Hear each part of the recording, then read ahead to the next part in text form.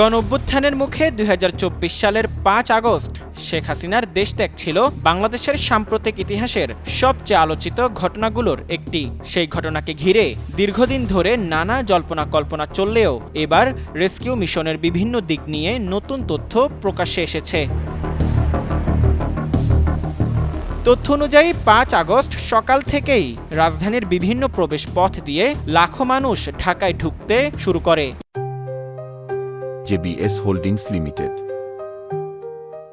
এক পর্যায়ে জনতা গণভবনের দিকে অগ্রসর হলে পরিস্থিতি দ্রুত নিয়ন্ত্রণের বাইরে চলে যায়। তখন শেখ হাসিনাকে অল্প সময়ের মধ্যে গণভবন ত্যাগের পরামর্শ দেয়া হয়। এরপর বিমান বাহিনীর একটি MI-17 হেলিকপ্টারে শেখ হাসিনা ও তার বোন শেখ রেহানাকে নিরাপদ স্থানে সরিয়ে নেওয়া হয়। প্রতিবেদনে দাবি করা হয়, হেলিকপ্টারটির পাইলট ছিলেন এয়ার কমোডর আব্বাস এবং কো পাইলট ছিলেন গ্রুপ ক্যাপ্টেন রায়হান কবির। হেলিকপ্টারটি কুর্মিটোলা এয়ার বেইজে পৌঁছানোর পর আগে থেকেই প্রস্তুত রাখা একটি C-130 জুলিয়েট সামরিক পরিবহন বিমানে তাদেরকে তোলা হয়। ওই বিমানে শেখ হাসিনার তৎকালীন নিরাপত্তা উপদেষ্টা অবসরপ্রাপ্ত মেজর জেনারেল তারিক আহমেদ সিদ্দিকীর পরিবারের সদস্যরাও ছিলেন বলে প্রতিবেদনে উল্লেখ করা হয়েছে।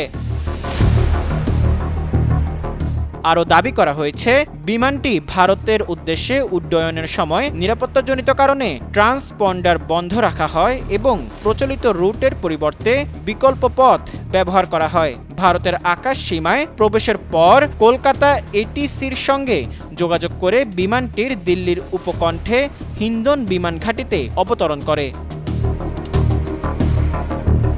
প্রতিবেদনে আরও বলা হয়েছে, ভারতের মাটিতে শেখ হাসিনাকে দেশটির জাতীয় নিরাপত্তা উপদেষ্টা অজিত দোভাল সহ কয়েকজন সামরিক কর্মকর্তা অভ্যর্থনা জানান। পরে বিমানটি ক্রু ও নিরাপত্তা কর্মীদের নিয়ে আবার বাংলাদেশে ফিরে আসে। প্রতিবেদনে আরও দাবি করা হয়েছে, পুরো রেস্কিউ মিশন ২ ধাপে পরিচালিত হয়। প্রথম ধাপে গণভবন থেকে হেলিকপ্টারে কুর্মিটোলা এয়ার বেইজে স্থানান্তর এবং দ্বিতীয় ধাপে সামরিক পরিবহন বিমানে ভারতের পৌঁছে দেয়া। এই পুরো অভিযানের সমন্বয়ে বিমান বাহিনীর তৎকালীন এক উচ্চপদস্থ কর্মকর্তা দায়িত্বে ছিলেন বলেও প্রতিবেদনে উল্লেখ করা হয়েছে।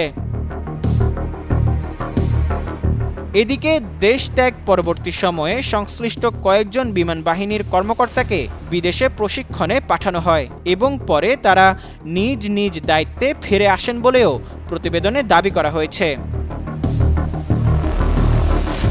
অন্যদিকে এই বিষয়ে আইনি দৃষ্টিভঙ্গিও তুলে ধরা হয়েছে প্রতিবেদনে। সুপ্রিম কোর্টের আইনজীবী ও সাবেক সামরিক কর্মকর্তা এম সরওয়ার হোসেনের ভাষ্য অনুযায়ী, পদত্যাগের পরও সাবেক প্রধানমন্ত্রী নির্দিষ্ট সময় পর্যন্ত রাষ্ট্রের নিরাপত্তা সুবিধা পাওয়ার অধিকারী থাকেন। তাই নিরাপত্তার দায়িত্বে থাকা কর্মকর্তারা তাদের রাষ্ট্রীয় দায়িত্বই পালন করেছেন। তবে একই সঙ্গে তিনি বলেন, সে সময় সংবিধানের বিধান অনুযায়ী আইনগতভাবে তাকে গ্রেফতার করে আইনের আওতায় আনার সুযোগও ছিল।